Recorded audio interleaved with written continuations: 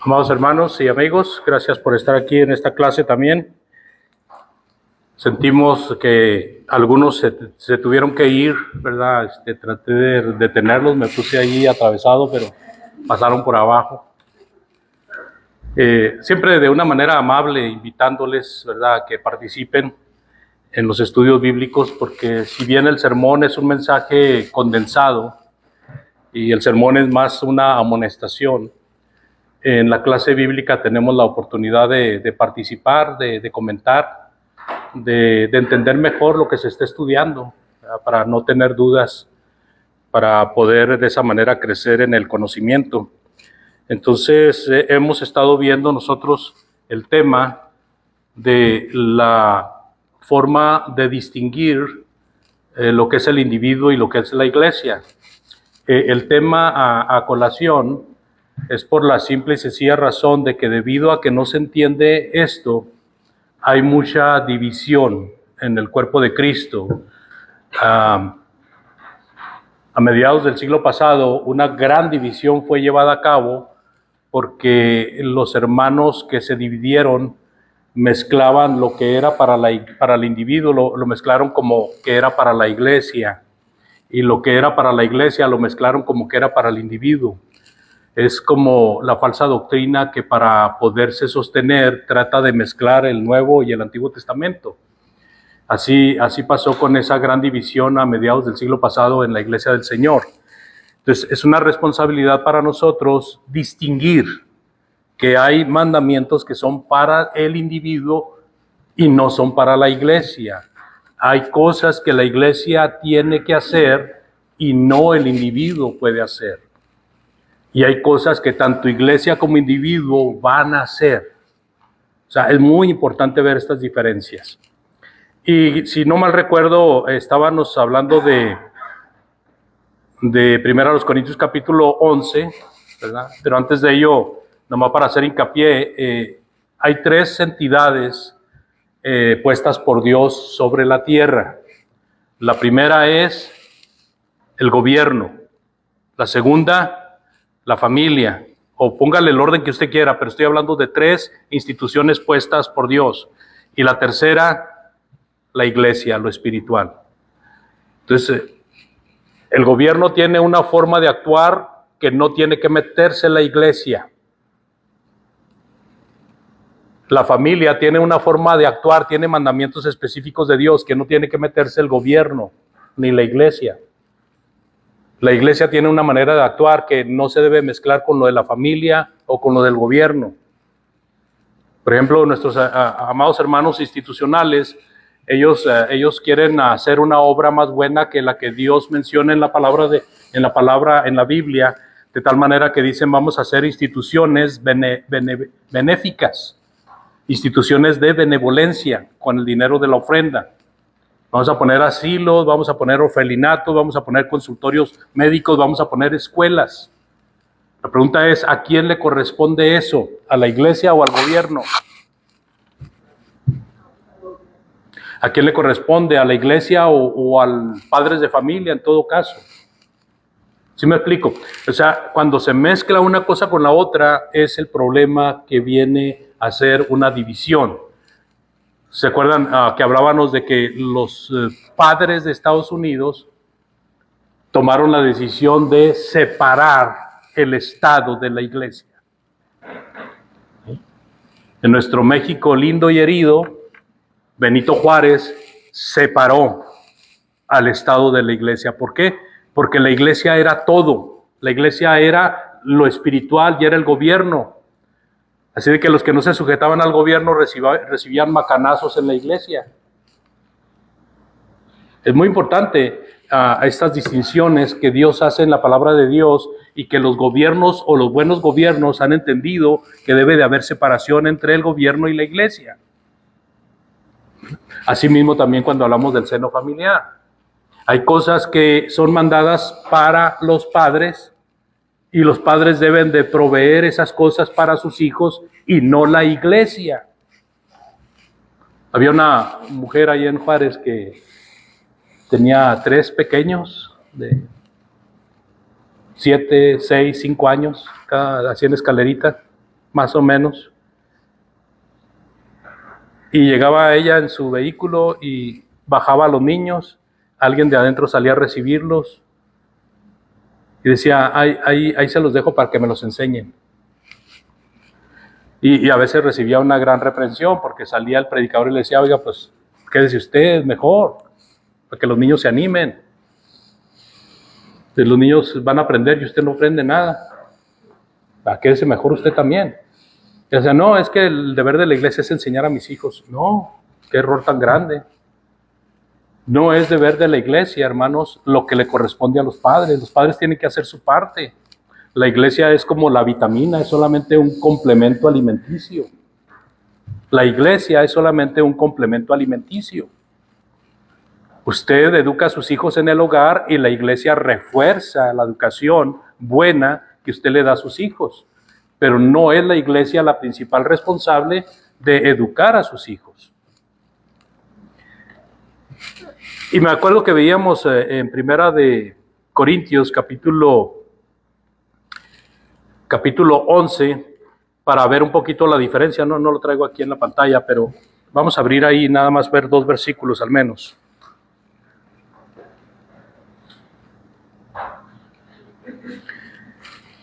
Vamos a ver 3 versículos. Primero a los Corintios 11, versículo 22, por favor. ¿Cómo dice ahí?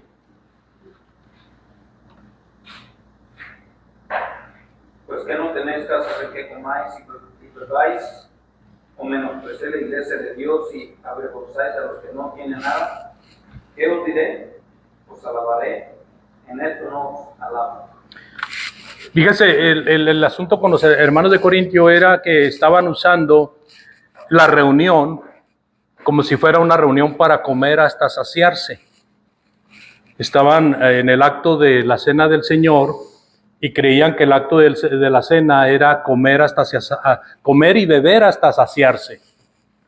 Entonces la reprensión de Pablo es que no tienen casas donde comáis, en donde deberían de comer el pan secular para satisfacer sus estómagos. ¿En un acto de la iglesia o en un acto del hogar? En el hogar, ¿verdad?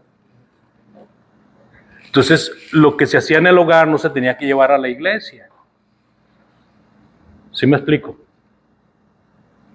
O sea, imagínense en un culto que el hermano que está presidiendo, ¿verdad? Va a decir el hermano José que presidió ahora, que se pare y diga al hermano José: amados hermanos, acuérdense que lo que sigue después de la última oración, pues lo que la iglesia tiene que hacer cada domingo, ¿verdad? Tenemos que ir a la cocina y ahí hay un gran comedor y vamos a reunirnos ahí a comer. Es un acto, se está anunciando como un acto de la iglesia, hermanos. Y no es acto de la iglesia el comer, la comida social o la comida familiar no es acto de la iglesia. En ninguna parte de la Biblia encontramos a los hermanos reunidos para adorar a Dios con el propósito de comer. Se reunían para adorar a Dios ofreciendo oraciones, ofreciendo la doctrina de los apóstoles, el partimiento del pan, la comunión unos con otros, y después se le agregó la ofrenda. Esto es muy importante, hermanos, la ofrenda. Me llamó la atención al hermano Antonio la explicación que dio a la ofrenda. Y una cosa también que no debe dejarse por un lado, hermanos, que cada miembro de la iglesia es responsable de ofrendar en la iglesia. Es un acto de adoración. Pero no los que no tienen trabajo, por supuesto, no los que no reciben dinero. Si no hay dinero, pues no hay ofrenda, no se puede ofrendar si no hay dinero. Pero cuando recibimos nosotros dinero, cuando recibimos el pago, cuando recibimos una bonificación, cuando recibimos algún cheque, nosotros tenemos la responsabilidad de ofrendar. Es un acto de adoración, hermanos. Si nosotros no ofrendamos pudiendo hacerlo, estamos fallando a un acto de adoración. ¿Sí me explico, hermanos? Hermana Mari. Una pregunta, por decir, una familia, o sea, nosotros tenemos que ofrendar cada uno, o sea, si están nosotros ya dijimos cuánto es que vamos a ofrendar. Bueno, el esposo y esposa, si hay una sola entrada, es una sola ofrenda, hermano. Si hay dos entradas, es bueno que haya dos ofrendas. Pero también el esposo y la esposa se ponen de acuerdo para juntar las dos ofrendas y se puede hacer una sola, no hay problema. Sí, no hay problema con eso, pero si nada más hay una entrada, es una sola ofrenda. Si hay dos entradas, son dos ofrendas. ¿Sí me explico? Ahora, esas dos ofrendas se pueden juntar, correcto, no le hace, se pueden echar juntas.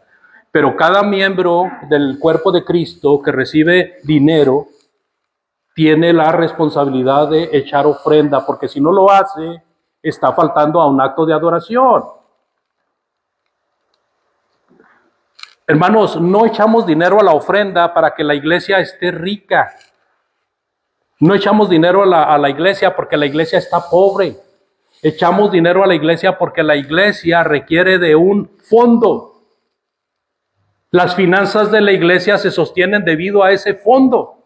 Y ese fondo es la recaudación de cada uno de los miembros. La iglesia debe de tener un fondo. Ese fondo puede ser austero o puede ser muy rico, pero la iglesia debe de tener un fondo. ¿Cómo va a lograr tener un fondo? Por la ofrenda de cada uno de los miembros que tienen trabajo o que reciben dinero. ¿Sí me explico? No estoy diciendo para que me aumenten el salario. Hermano, gracias a Dios estoy lleno. Les agradezco mucho. Pero estoy diciendo esto porque muchas veces fallamos en la ofrenda pensando de que es un acto solamente de que si hay poquito o si hay mucho. No, es un acto de adoración, hermanos. Está dentro de los 5 actos que la iglesia llevaba a cabo en el primer siglo. Es muy, muy importante. Muy, muy importante. Si alguien tiene dudas al respecto, con toda confianza, hágalo saber.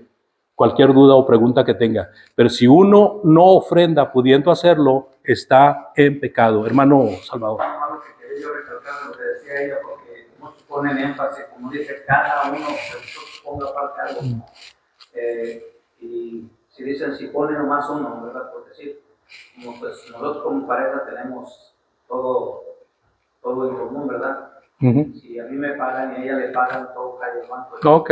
Cuando uno saca, ya saca. Pero si va a dar uno un cheque, ¿qué va a decir? Tienes que sacar un cheque, tú un cheque y yo.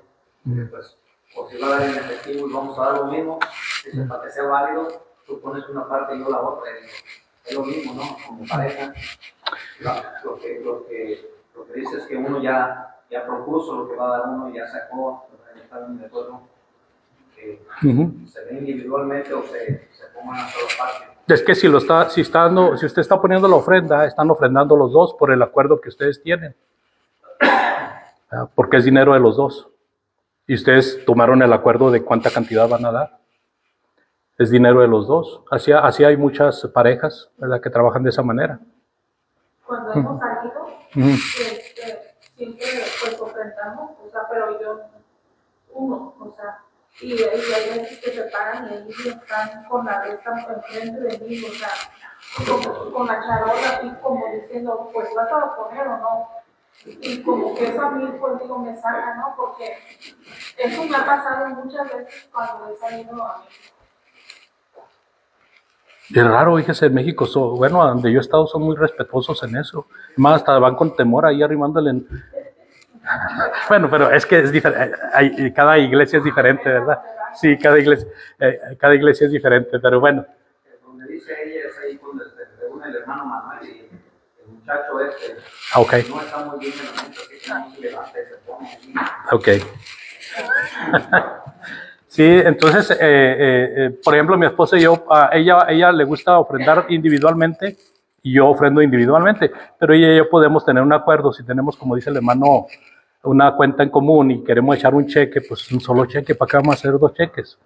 O juntar la ofrenda y, ¿sabes qué? Pues, ¿por qué? Porque el dinero de los dos es de los dos.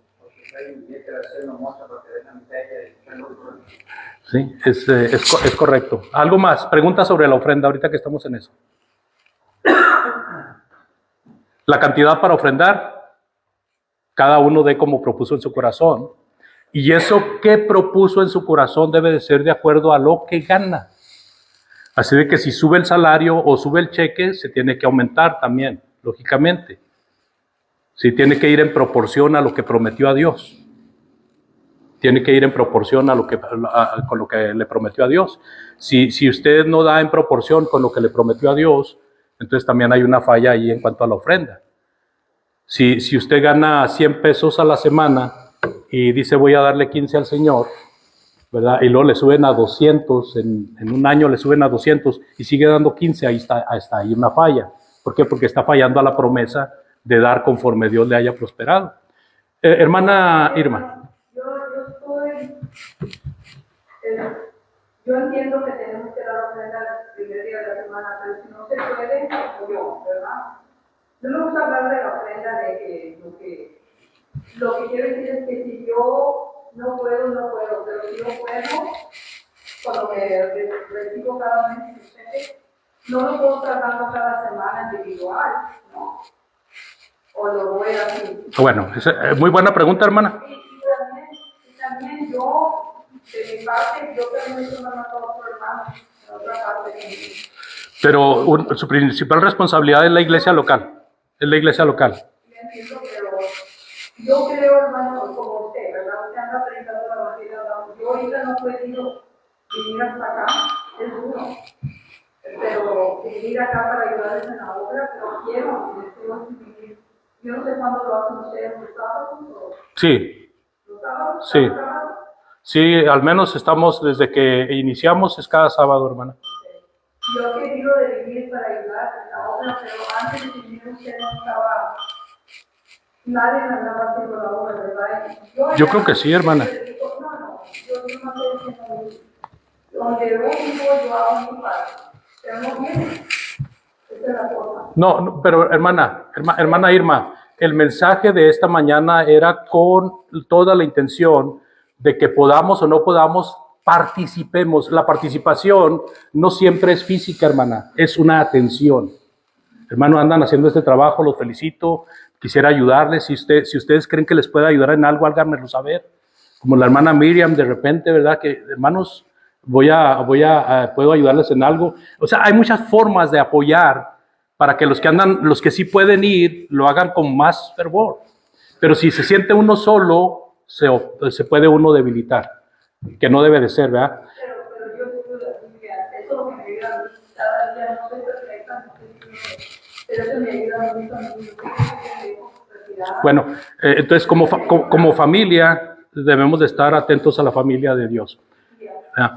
En cuanto a la ofrenda, hermana, del tiempo, si es cada semana, cada 15 días, cada mes, cada que se recibe el pago, usted puede apartar para la ofrenda o debe de apartar para la ofrenda.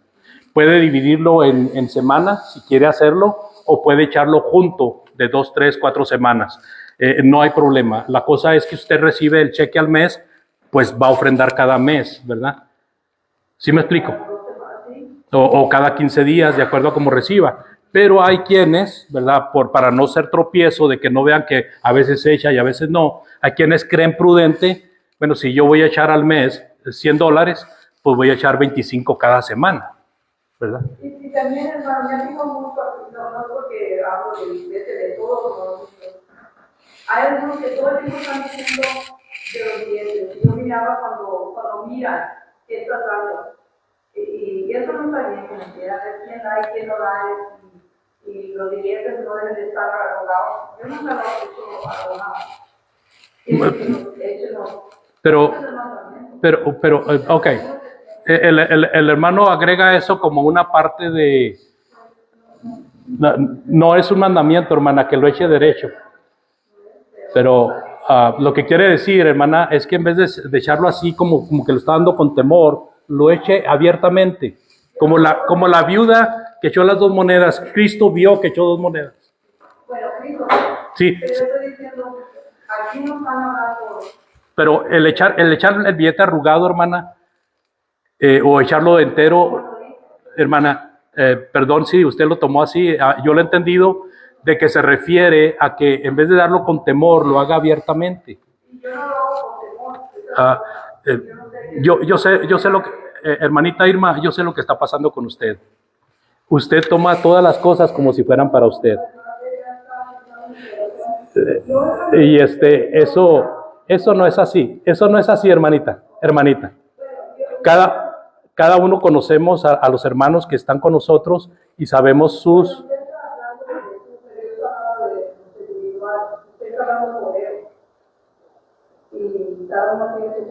Pero mire, usted se ofendió porque el hermano dijo que no arrugaran el billete. Pero no es que no lo arrugue, simplemente que no lo dé con temor. Eso lo dijo el hermano. No, es que hay personas que son muy vergonzosas y creen que porque están dando $1 no deben de enseñarlo, hermana. Pero, hermana Mari. Es que, hermana Irma, cuando muchos de los miembros los doblan bien dobladitos, así bien dobladitos, y cuando hacen figuras con él, como barquitos y todo, lo que quieran, y luego lo echan a la ofrenda, y cuando los que cuentan la ofrenda, ahí están batallando, extendiéndolos para contarlos. O sea, sí, hay una... por lo cual el hermano lo dice de esa forma. Sí, se batalla cuando se está contando. Y yo no había pensado en eso. Yo más bien había pensado que no lo diera con temor, ¿verdad? Los billetes, pero nunca oigo que estén de doble a Sí. Y si usted, hermana Irma, cuando está ofrendando, ve que alguien se queda viendo a ver cuánto echa, usted puede reprender a esa persona. ¿Sí me explico? Porque no es correcto. Si usted siente que alguien la está viendo cuánto está echando, dígale, ¿por qué estás viendo lo que estoy echando? Eso es nada más entre yo y Dios. ¿Sí me explico, hermana? Pero tenemos que participar, o sea, mire, en las clases bíblicas, por eso son muy importantes las clases bíblicas. Hemos enseñado de que de vez en cuando tenemos que reprendernos en algunas cosas. Y todos nosotros, no crea que nada más unos cuantos, todos nosotros cometemos errores. Y a veces, oye hermano, pues yo veo que tú estás diciendo esto y es esto otro, ¿verdad? Pero con todo cariño, se hace con el propósito de que somos una familia y queremos ir caminando hacia la salvación juntos. No queremos separarnos del grupo ni que el grupo se separe de alguien, sino que queremos caminar todos juntos hacia la salvación. Entonces, hermana, si usted echa cada mes, si así lo decide usted, está bien, hermana. Si lo parte cada 15 días, porque recibe cheque cada 15 días, está bien, como usted decida. La cosa es que es un acto de adoración, ¿verdad? Y hay que estarlo llevando a cabo si podemos. Si podemos. También la reunión es un acto de adoración. Hay quienes se pueden reunir y hay quienes no se pueden reunir por diferentes circunstancias, ¿verdad? La cosa es tener una atención nada más a la familia. ¿Algo más de la ofrenda? Entonces la acción de la iglesia no es la misma que del individuo. El individuo ofrenda de una manera particular y la iglesia tiene un tesoro. Ese tesoro no lo tiene el individuo. El tesoro es de la iglesia. ¿Estamos de acuerdo? Pero el individuo ofrendó de una manera individual para que haya ese tesoro. Entonces, cuando hablamos del dinero de la iglesia, estamos hablando ya de lo que es el tesoro de la iglesia. Y ese tesoro, para usarlo, la iglesia tiene que tomar un acuerdo en qué se va a usar. Y al menos hay 3 cosas en las cuales se debe de usar la ofrenda. Muchos creemos que la primera de ellas es en la necesidad de los santos. Otros creemos que es en cuanto a la predicación del evangelio, y algunos otros pueden creer que es en cuanto a la edificación. Otros creen en las 3 cosas por igual. La pregunta es, ¿cuál cosa es más importante? ¿Para los santos necesitados, para la predicación del evangelio o para la edificación de la iglesia? La predicación del evangelio. Y todos hacen las 3 cosas. Las 3 cosas son mandamiento. La iglesia, hermanos, al tener el tesoro, tiene que considerar qué porcentaje va a usar para el evangelismo, qué porcentaje va a usar para la benevolencia y qué porcentaje va a usar para la edificación. Sí. Hay la tendencia a tomar lo más importante a una cosa que a otra. Sí. ¿Entiendes? Porque la razón que digo esto es porque a veces se mira la necesidad de los hermanos y lo hacemos a un lado. Y les ponemos muchas restricciones para que ellos reciban. Los vemos que dan necesidad y le buscamos por todos lados bíblicamente para no ayudarlos a ellos. Y se siente que es más importante hacer un tesoro que suba en la iglesia y tendemos a ignorar a los hermanos. Porque siempre estamos diciendo no, porque tienen familiares, pero hemos visto hermanos que les hemos ayudado en el pasado, pero cada vez veo como si vinieran nuevas leyes para evitar ayudarles a ciertos hermanos. Puedo poner ejemplos, ¿verdad?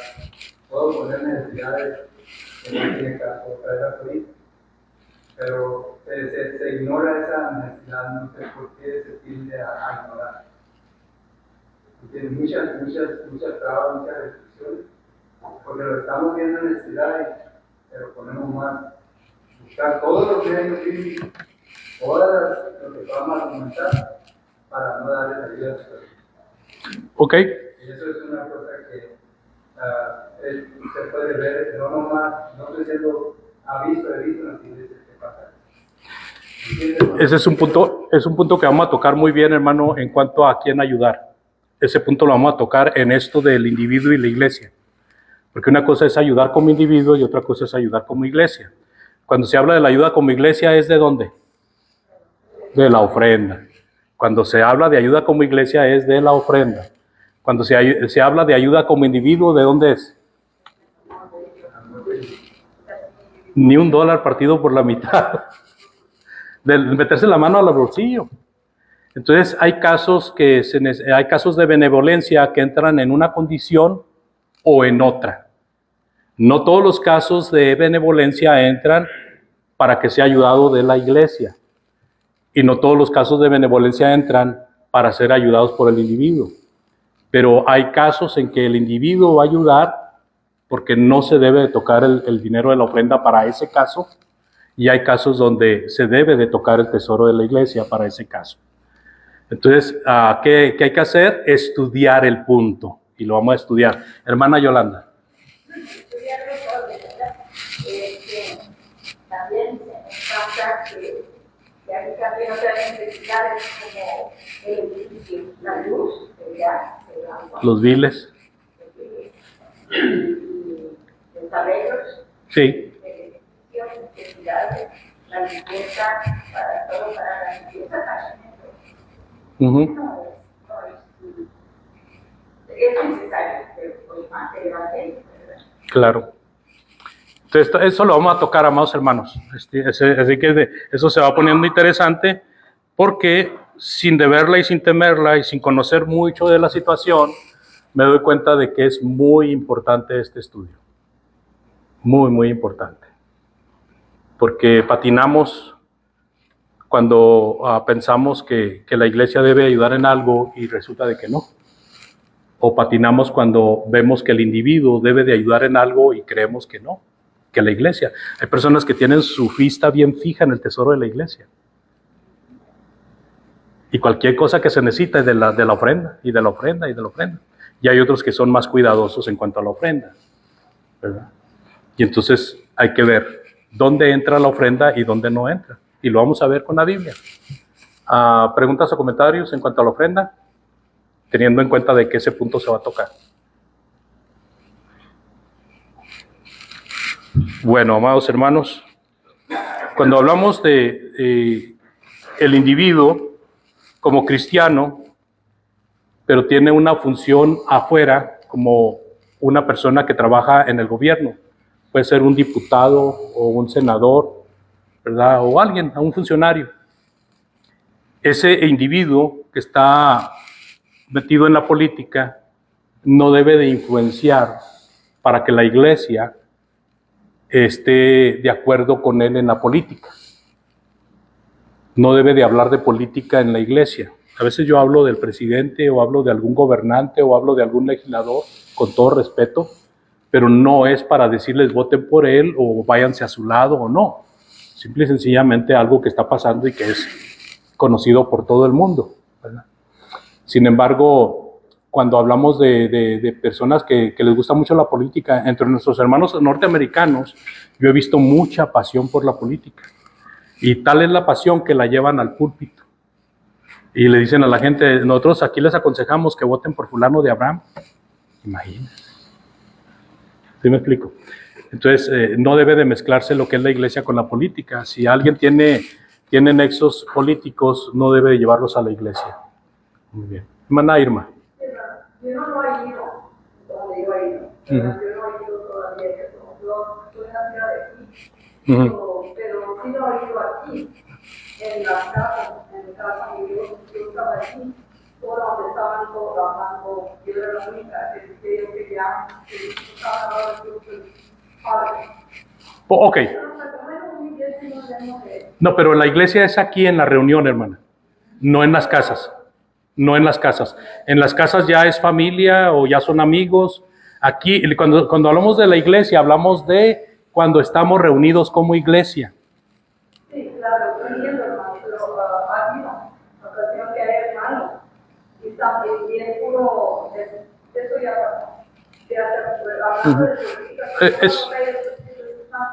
ni están aquí. Sí.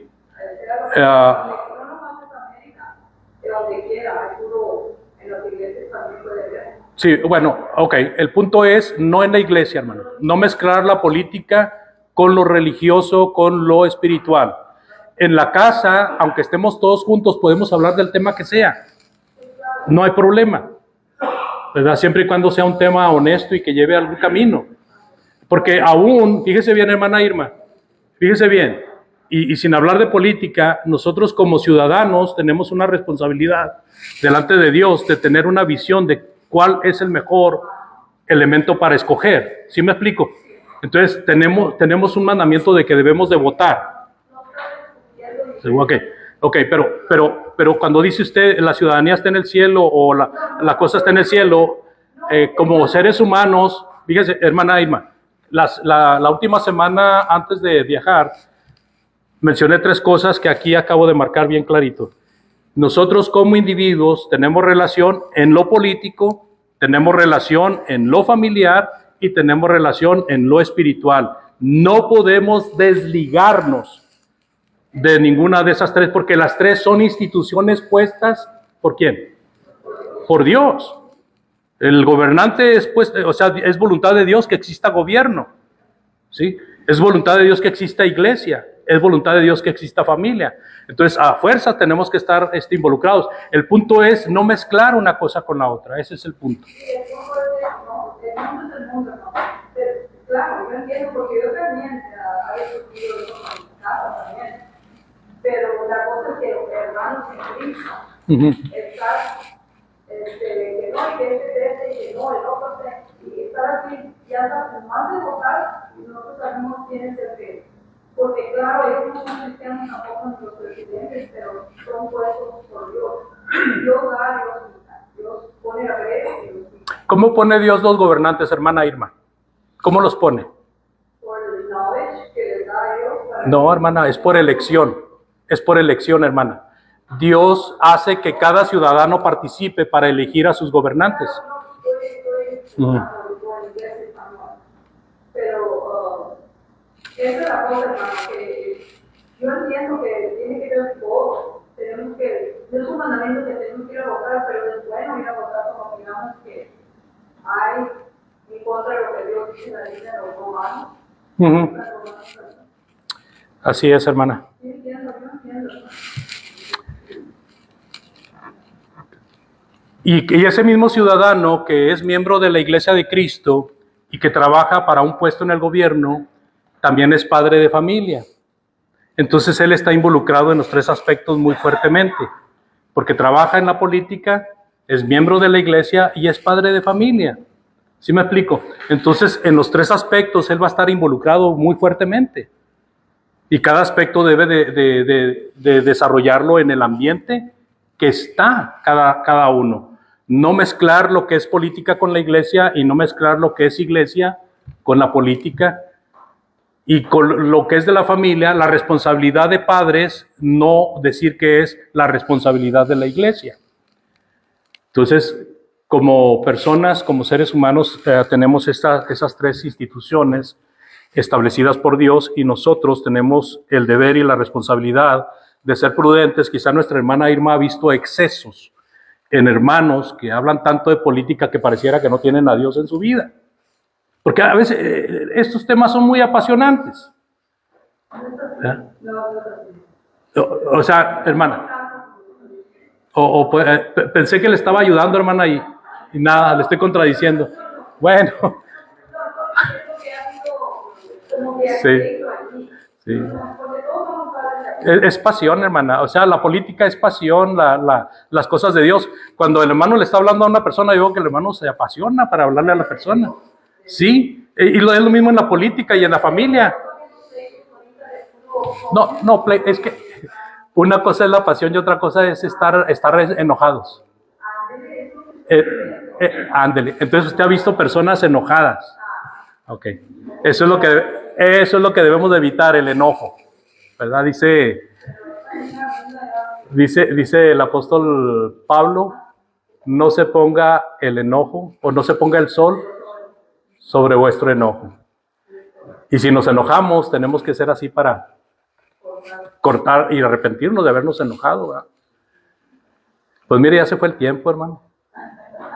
Y esta clase fue dedicada a la hermana Irma. Amados, vamos a hacer un alto aquí y continuamos primeramente Dios. Recuerden que el punto aquí va a ser en cuanto al deber como individuo y deber como la iglesia para ayudar. Y esto es muy interesante. Entonces vamos a levantar algunos comentarios o peticiones que haya, hermana Lala.